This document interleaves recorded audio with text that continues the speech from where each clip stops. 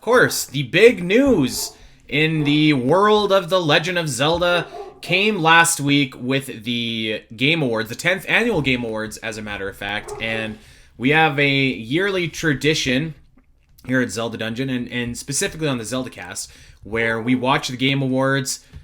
We don't really like watching them, but we kind of watch them anyways. We do it anyways. Yeah.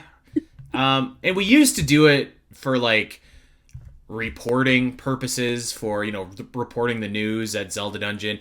And now that you and I have kind of moved away from that world, we've really had no reason why the two of us needed to sit there and watch like 8 hours of the Game Awards. 8 hours? That's what it feels like. I mean, you know, it's always a hope that there would be something exciting to talk about. I feel like there was exciting things. It's just not Zelda exciting, you know? There was one Zelda exciting thing. Yeah, not even Nintendo exciting either. Like, it's just, it's not a show for you if you're a Nintendo fan. Like, you gotta stick to your Nintendo Directs and stuff like that. So, it did feel like it was 8 hours long. And I'll say this about Geoff Keighly.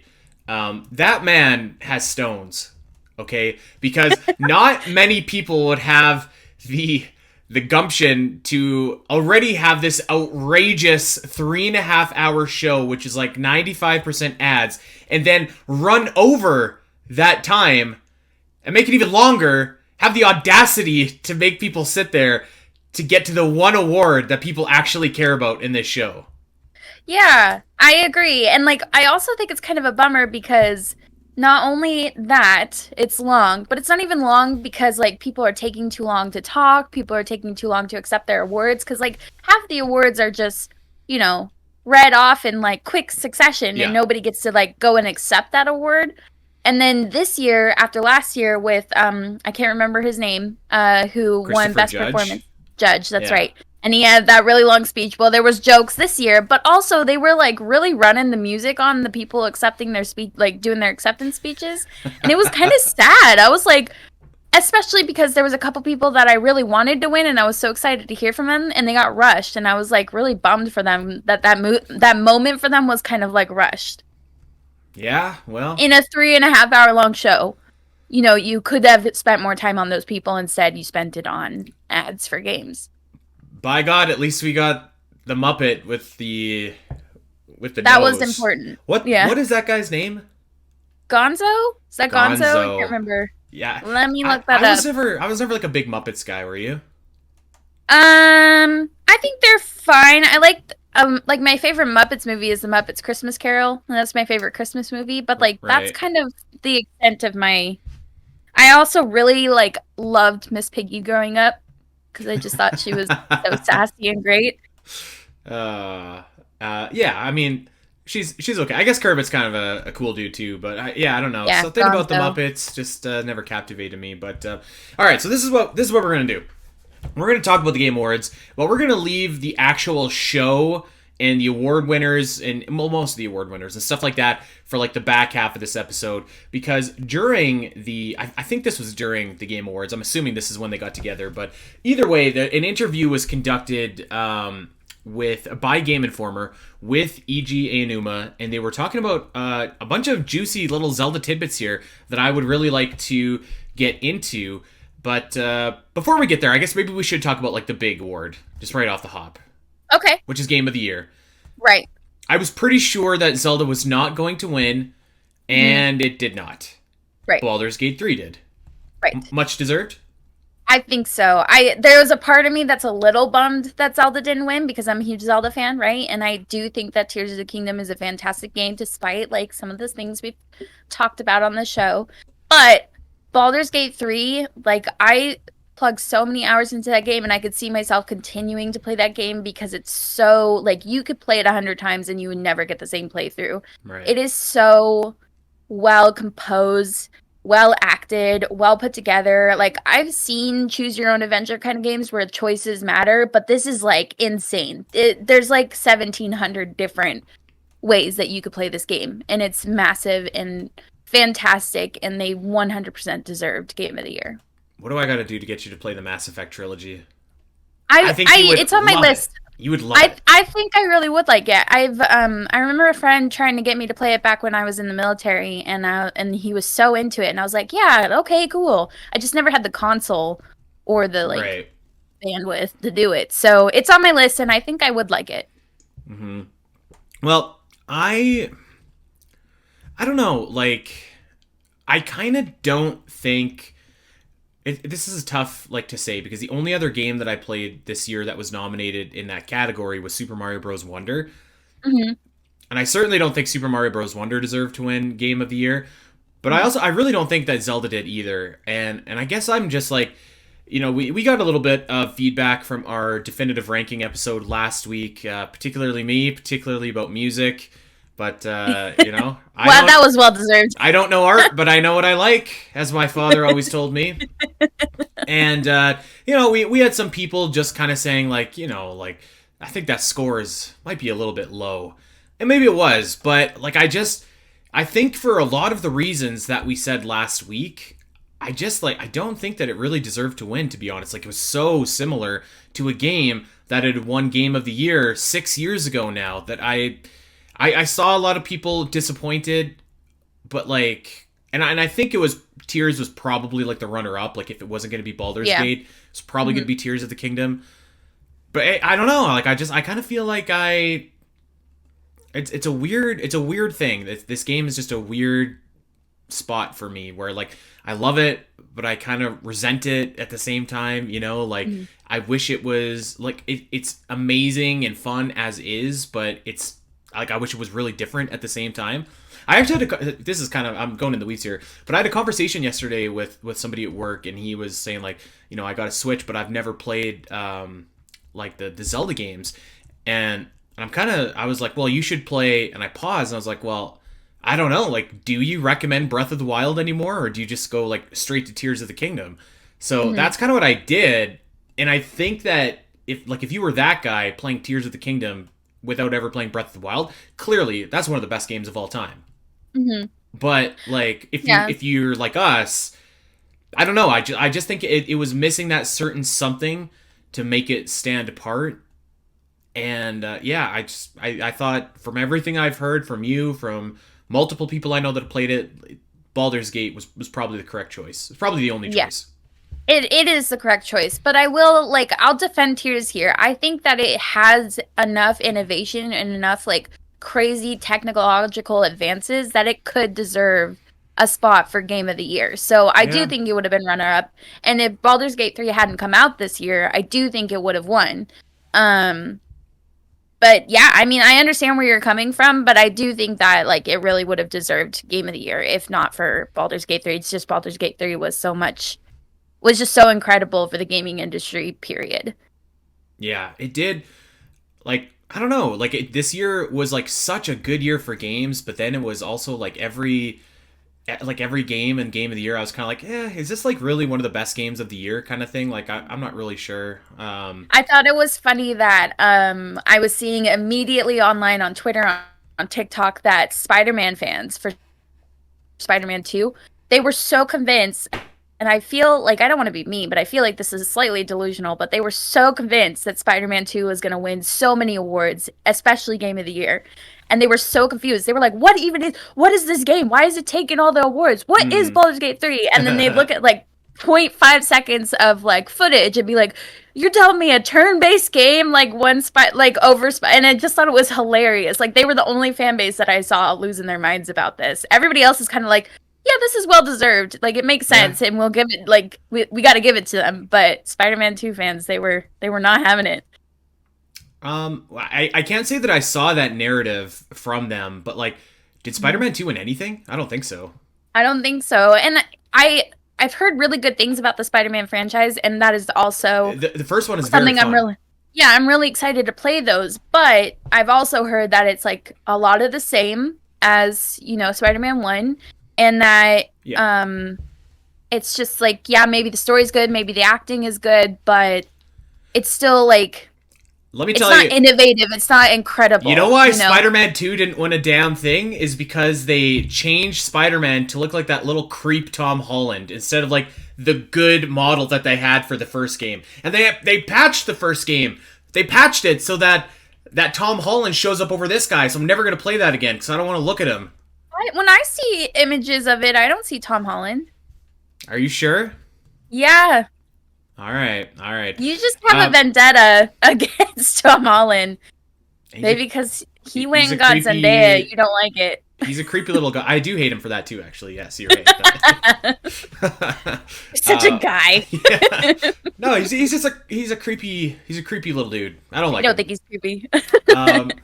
Yeah, I think like I look at all the nominees in Game of the Year, and like I think that there's a lot of like really good titles that for whatever reason did not make it into Game of the Year. And I want to also, because we're gonna be a little bit more light, we're gonna be like joking at making a lot of jokes at the Game Awards expense, but I think we should acknowledge one thing too. I was pretty sure this was never gonna happen, but like it didn't, and it was disappointing. But like it really would have been something if Keighley would have used his platform and said something, anything, about like all of the people who've been laid off by these game companies this year. I podcasted with someone that was laid off from Bungie like a month ago, and it was just like, man, like this, like the games, you're richer than ever. Like you are making more money than you've ever made in the history of this industry. And you're pulling in more money than Hollywood. You're pulling in more money than streaming. There's no reason why all these people should be laid off. And I was hoping that maybe our boy Keighley would acknowledge that. He didn't. I was hoping he would. I didn't think he would, but it was still a little bit disappointing, I think. It was kind of like a couple of years ago when they gave that award to The Last of Us Part 2 winning Best Game of the Year. And when like all you heard about was like how much those developers are just like grinded, right? The last couple months of development, like basically, they were grinded into rubble. So yeah, it was kind of lame. That is, yeah, I agree. I did see some response from other people in the industry. I don't know if it was around the same time or during the Game Awards or after, but like people like Ben Starr made a point to mention that. He was saying like, yeah, it was a great year for gaming, but not a great year for like the gaming industry. I think that even I feel like some people, when they went up to accept their speeches, also wanted to talk about it. Because they talked about other important things, but they weren't able to because they got musicked off the stage. So maybe they were trying to keep them from talking about it. Let's pivot away. Negative.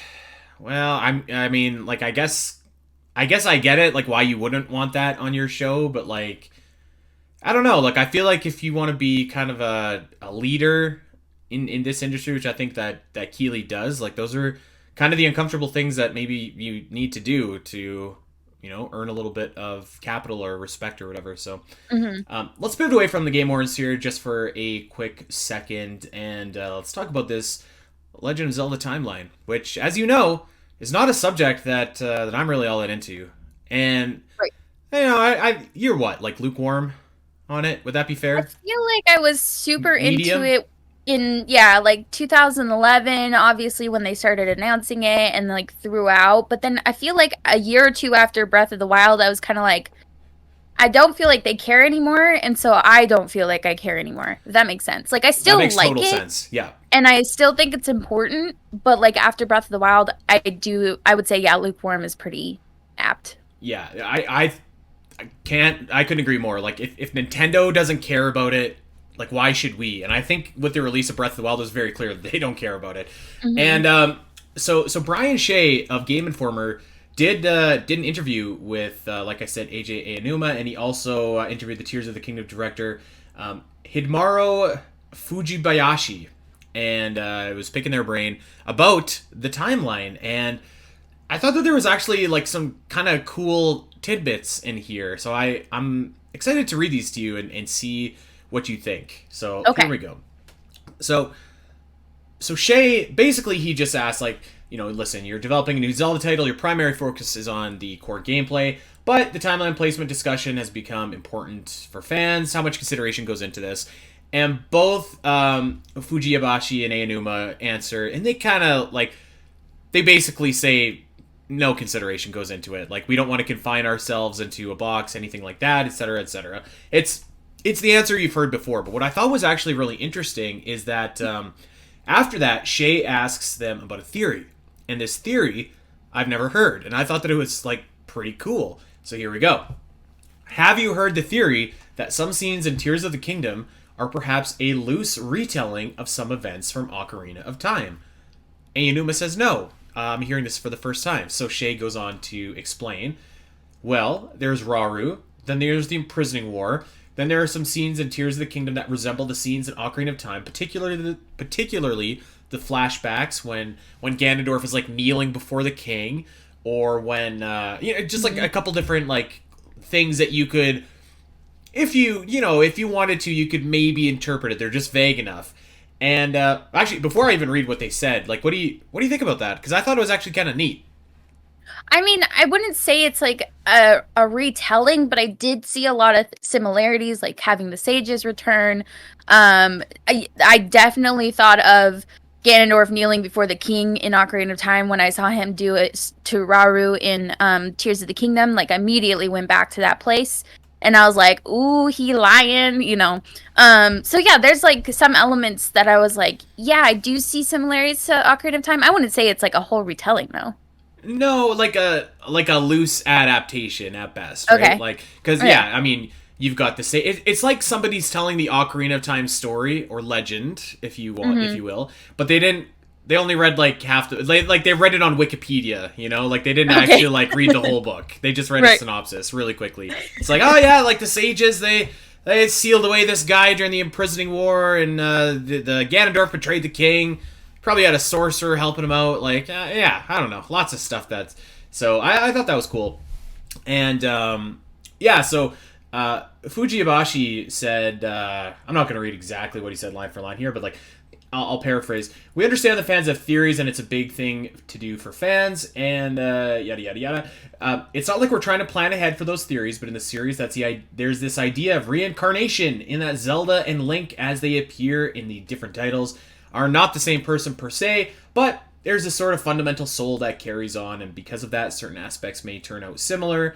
Like you were saying, the antagonist kneeling before the king, those scenes might turn out like they are glimpses of the soul of the series. And I don't know, I thought that was kind of like I do like that. A nice little theory, you know? Yeah.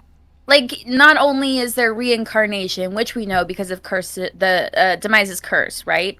But also that the souls, like that soul of the princess, the hero, the bad guy, they're like destined to repeat history almost. Yeah. So I thought that was interesting. And usually I don't find that kind of stuff interesting, I think, as you well know. So just as speaking of Demise, actually, so Shay also followed up and said, like, hey, does the Hyrule we saw in the flashback scene in Tears of the Kingdom predate Skyward Sword, or does it come after the other games of the timeline? And you gotta love these answers here. So they were probably like, I don't know. So Fujibayashi is just like, well, so there's something a little bit clearer in our minds, but of course it could all be wrong as well, which is great.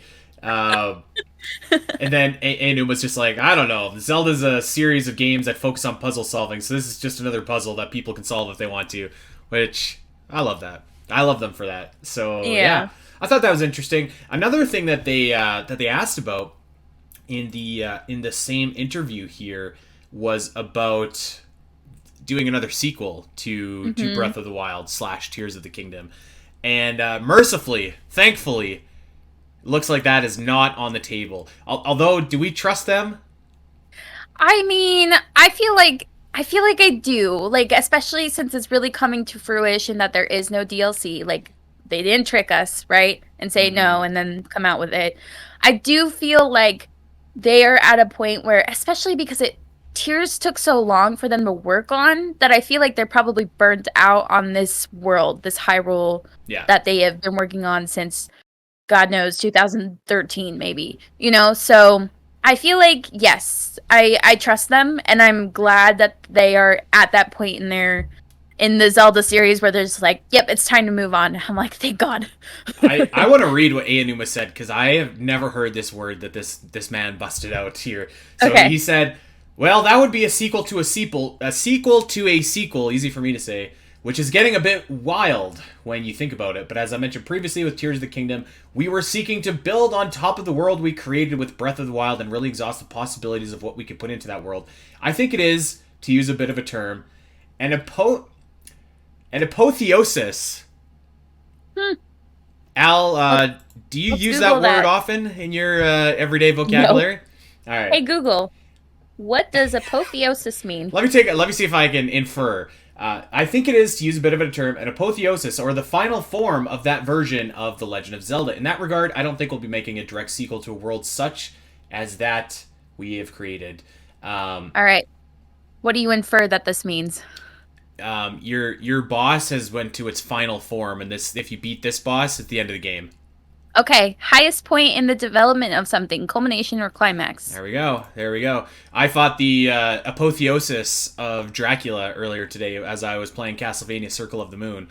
He was just regular Dracula, but then he apotheosized into his final form. We're gonna start putting that in our vocabulary. Yeah. They actually. So one last tidbit that I want to get to before we move on is Shay also asked about the integration of Ultrahand in future titles. And this is what they had to say. The crux of the experience of playing Tears of the Kingdom is Ultrahand and the freedom to create. That is what Tears of the Kingdom is. So every time we're making a Zelda title, we want to create something new. What we want to do from a game creator's perspective is create something new. From that perspective, I don't think we'll be seeing Ultrahand in every single Zelda game or anything in the future. Which I think makes sense. And I think that is as it should be. I mean, He nailed it. Like, that's the identity of Tears of the Kingdom. Really. And I think it should stay that way. Because if it doesn't, then, like, what is Tears of the Kingdom? Other than just, like, a game using the same world, then the same mechanic is used in a new, different world, right? Like, I think that was one of the things that made Tier 100% special is, like, the way they were able to, like, just... It's, like, incredible what they were able... You could, like, literally break the game to do whatever you want with it without breaking the game. Yeah. And I think that's incredible. And if you did that again, yeah, I don't see that being... Now, if you could, like... If you could have another game where you're kind of having to brave the wilds and you have to put your own, Korok leaf on a spear and tie it together instead of, like, gluing them together with Ultrahand, that's fine. That's totally different. But... So, yeah, I'm glad that they like the idea of just keeping it with Tears. All right, let's move back over to these game awards, and I guess we can focus on one more thing before. I mean, really, there's not a lot of Zelda going on at these game awards, but one category that Zelda did take home or an award this year was the best action adventure game. This is like a consolation prize award if you've ever seen one, isn't it? I mean. No, I feel like that was kind of important. I'm glad that Tears actually won something, and I'm glad that it was, like, best action adventure game, because I feel like there's a crap ton of action adventure games in the industry, so I feel like I thought it was cool, and I was proud of them for that. I didn't think it was a consolation prize. Oh, okay. Because Game of the Year is, like, encompassing everything. Over here. All right. This is just encompassing one genre. Yeah, I think, like, I guess, like, I just kind of view Zelda, and, like, it has such a reputation for just, like, high quality, which is, like, staggering that it's been able to maintain that reputation for high quality for, like, the last 35 years. But, I guess I was just kind of like, well, like, when a new Zelda game comes out, it's almost like Game of the Year bust in a certain way, right? Like...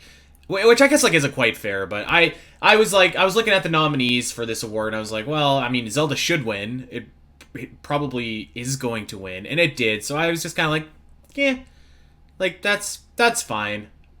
Yeah, but, like, let's consider something else. Like, they had another category that was, like, sim strategy, right? And Pikmin 4 was never going to be nominated for Game of the Year because it can't that's true. Beat out every single game in the industry, right? And Zelda came close because it was at least nominated. But when you consider that Pikmin 4 went up against other sim strategy games and won, that's exciting for Pikmin 4 and Pikmin 4 fans. Hey everyone! If you enjoyed this clip and want to see more of the Zelda Cast, make sure to head over to your favorite podcast platform of choice and subscribe.